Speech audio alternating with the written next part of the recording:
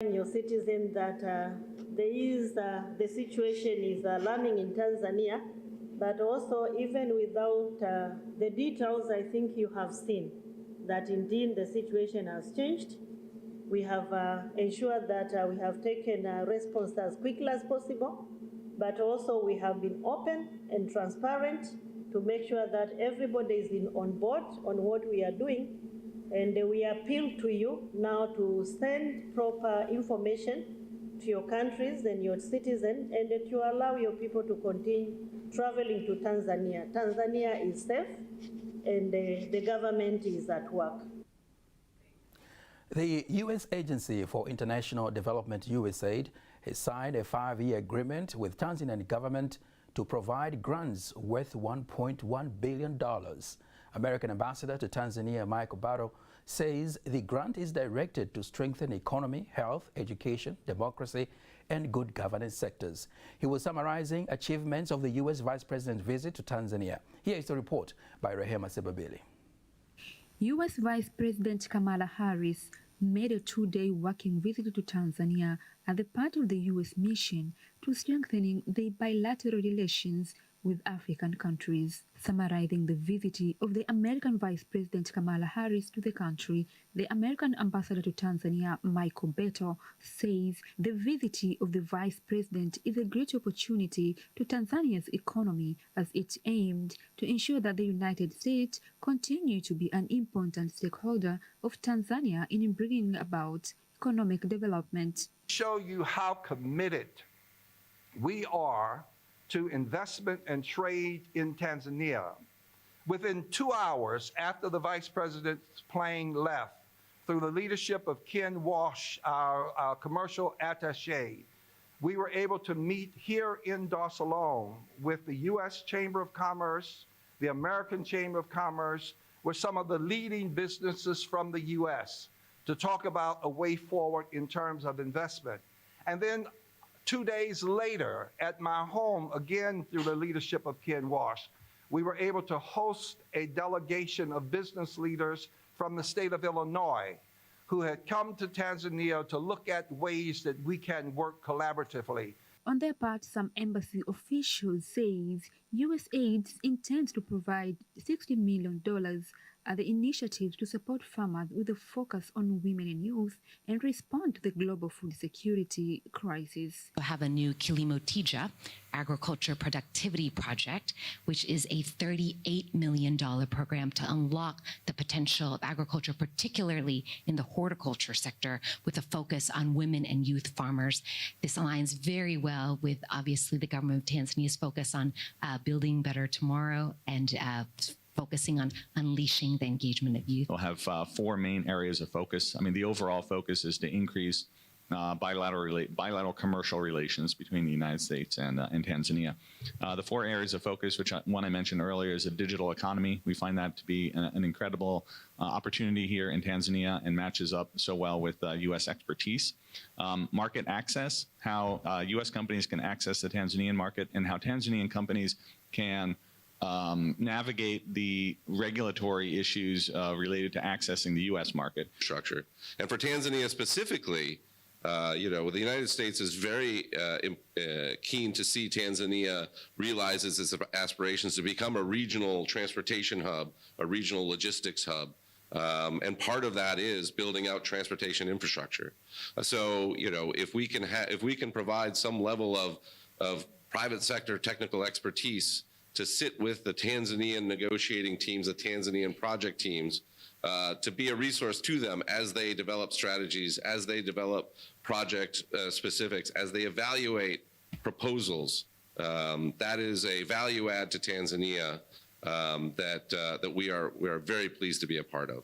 Furthermore, the American Center for Disease Control Director, CDC, Mahesh Swaminathan, says the American government has already started providing a professional assistance in the control of the epidemic, while noting that USAID plans to provide approximately $1.3 million for preventive activities managed by WHO and UNICEF. Marburg, like many other diseases, exists in animals, in monkeys and bats that do come in contact with people. There will be future outbreaks. We have no control over that. What we do have control over is how we respond. Do we have the appropriate diagnostics to rapidly identify a case of Marburg? Do we have the ability to make sure that the people who are in contact with this person are watched, but also watched in a way that's dignified and keeps them safe? So we can determine if someone does get disease, and then if they get disease, that we can effectively treat that. That's the kind of work that, from the very robust package that the Vice President announced, much of that will go into that type of work. And it's not just Marburg; it's also looking at tracking antimicrobial resistance. Right, bacteria evolve. The antibiotics we have now, while they work now, may not work in the future. We have to constantly be under surveillance. We have to constantly look for changes in those organisms to make sure that our antibiotics work, and if they don't work, we have to develop new ones. Reporting from Dar es Salaam, Rehema Sibabili, TBC News.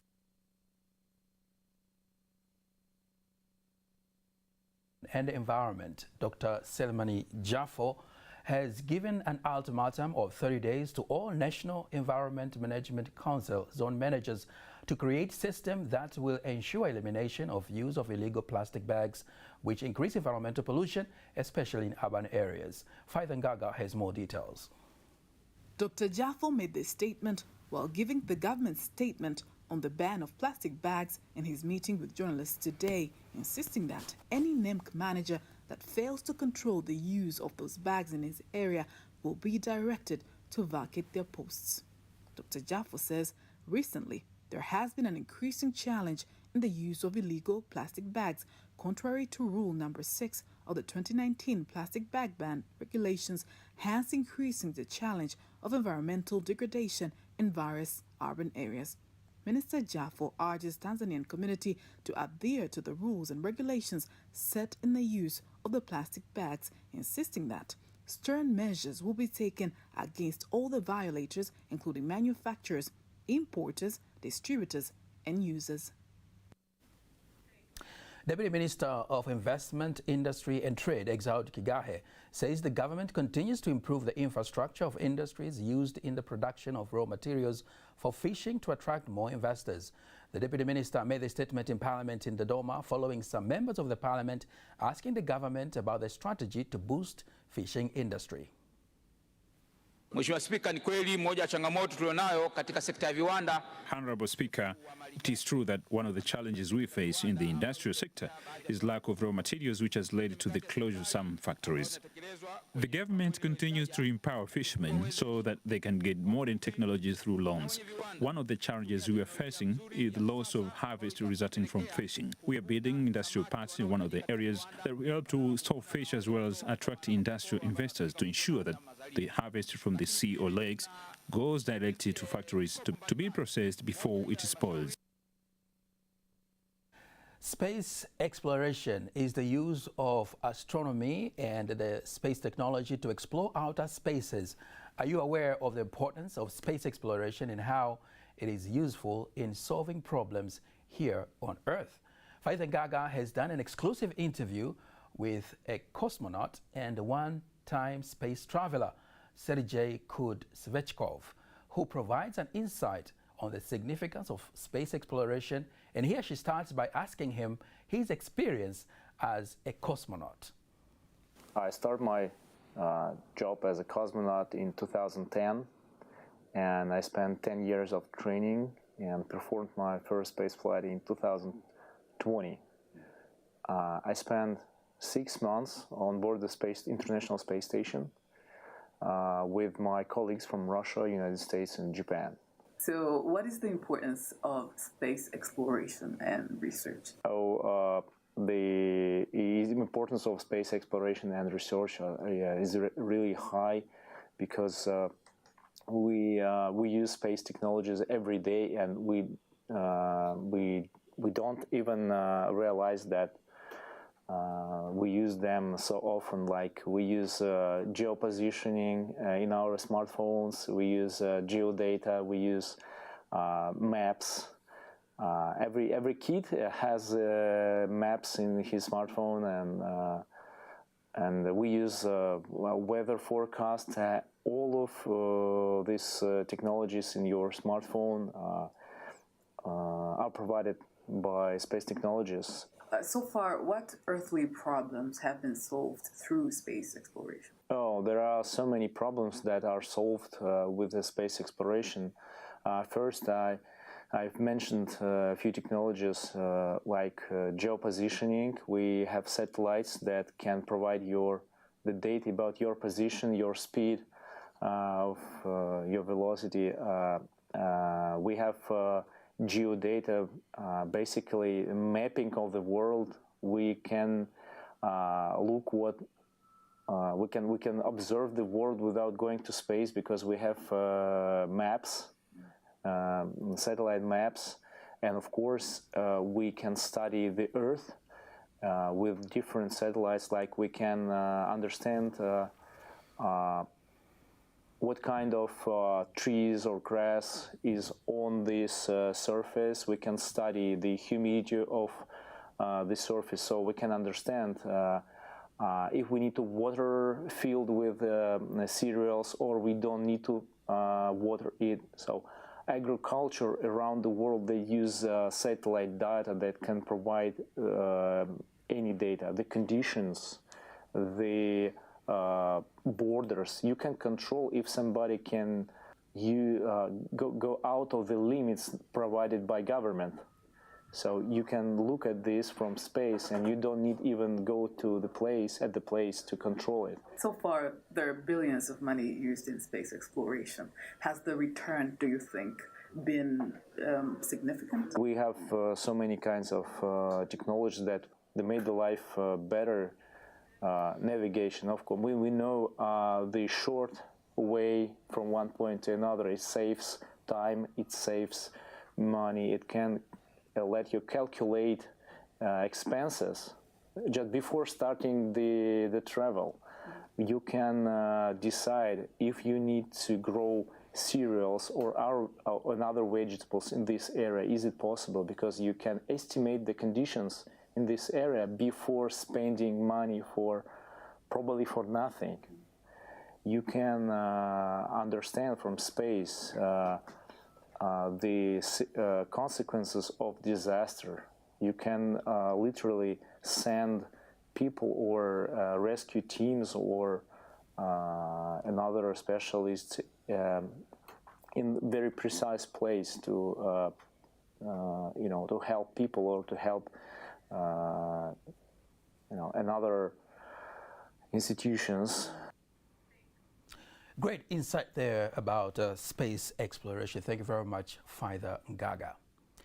Now, as Easter nears, the Dar es Salaam Special Zone Police Commander, Jumanne Murillo, has reassured the city residents that the police force has tightened security in all areas as the Easter holidays near and urges the public to celebrate the holidays peacefully. Commander Murillo made the statement in Dar es Salaam and adding that the city is currently secure. Na kwa ujumla hali ya usalama. Generally, the security in Dar es Salaam region is stable. However, the police will not hesitate to track and arrest people who are planning to do illegal activities. Urges parents and guardians to be vigilant on the safety of their children and supervise them, especially in recreational areas.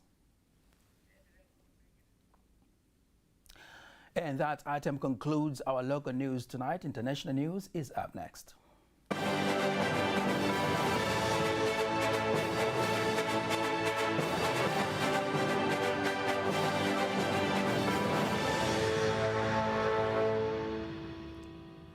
And here is the international news with Esero Mafuru.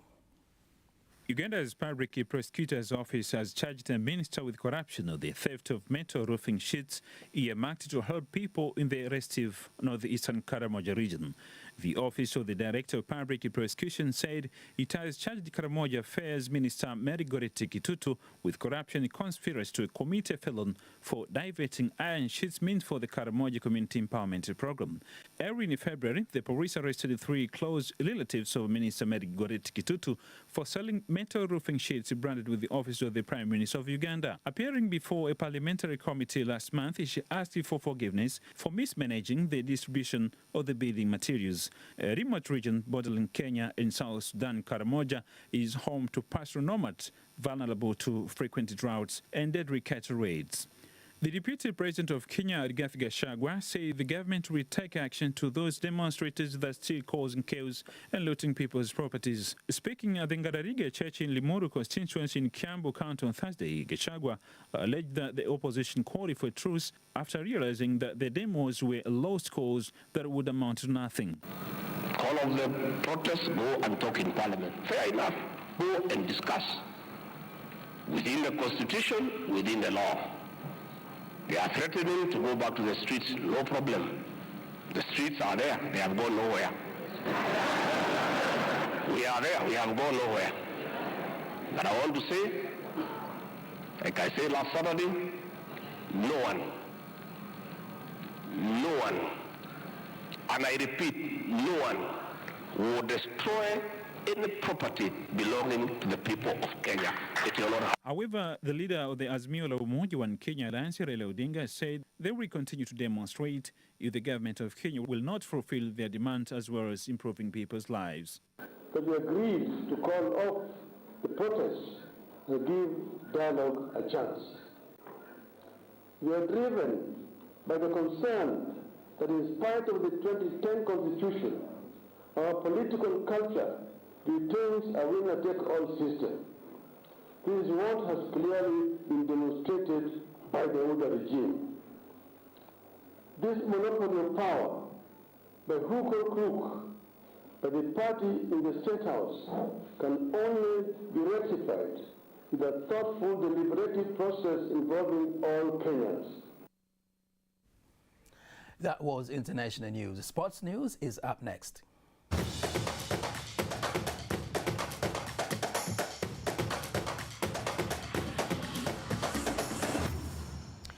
And here is sports news with Mario Cheto. Tanzania Junior Golf National Team boosts ready to lift the African Junior Golf Championship trophy that is expected to take place in Kampala, Uganda from 16th to 22nd of April. Speaking with the TBC News reporter in Dar es Salaam, Junior Golf National Team player Shufaa Athmani and the team coach Athmani Chiudu say they have been training hard, gearing for the competition. Speaking with the TBC News reporter in Dar es Salaam, Junior Golf National Team player Shufaa Athmani and the team coach Athmani Chiudu say that they have been training hard, gearing up for the competition. We are well prepared for the tournament and we are planned very well to win our match in Uganda. We hope that we will bring back the victory. We are going to compete, not to participate. We ask Tanzanians to pray for us and we will be back with the trophy. Tanzania Golf Union TGU President Gilman Kasiga says they are training hard to make the team competitive enough, targeting to outshine their opponents and take the trophy, as his expression supported by golf stakeholders. The coach said we are going to compete, we are not going to just participate. So the team is really getting ready. Even before they close for holidays, all these kids are in school. They spend their spare time to practice. They are going on with practice. They are going to experience various courses. So we are confident that we'll bring the trophy here. If we are there to inspire success in our community, we are there to support the kids so that they will be inspired for greatness. And in the future, they will become the staff of the bank. They will become the customer of the bank. They will also come and build their bank in Tanzania. We support them, especially in the area that builds their health and the other aspects of knowledge. Prepare them well to be competitive later, not only the sports, but even education and career. 29 junior national team will compete in the African Junior Golf Championship to be held in Kampala, Uganda this April. Tanzania international boxer Toa Kiduku says he is set to show his talent in home ground in the coming bout against Logo Kirizia from Georgia, scheduled to take place on April 22nd in Morogoro. The coordinator of the match, Bakari Hatibu, says boxer Toa Kiduku is training hard, hoping to cause major upset to his opponent, supported by his fans. To provide platform for the boxer to showcase what he has in his hometown and everything.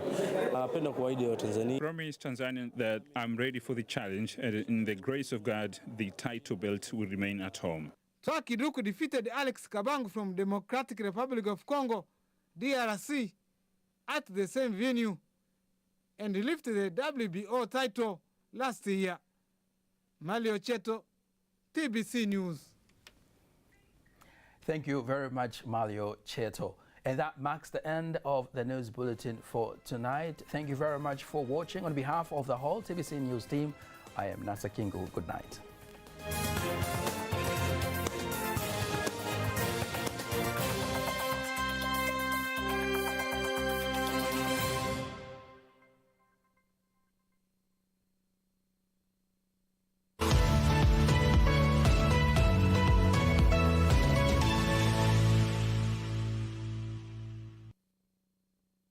Fataki. Semeni anayo tusibu, semeni nye jamani semeni, semeni anayo tusibu, semeni. Asalamu alaikum jamia. Ni raha kusalimiana mwanzo wa jambo lolote.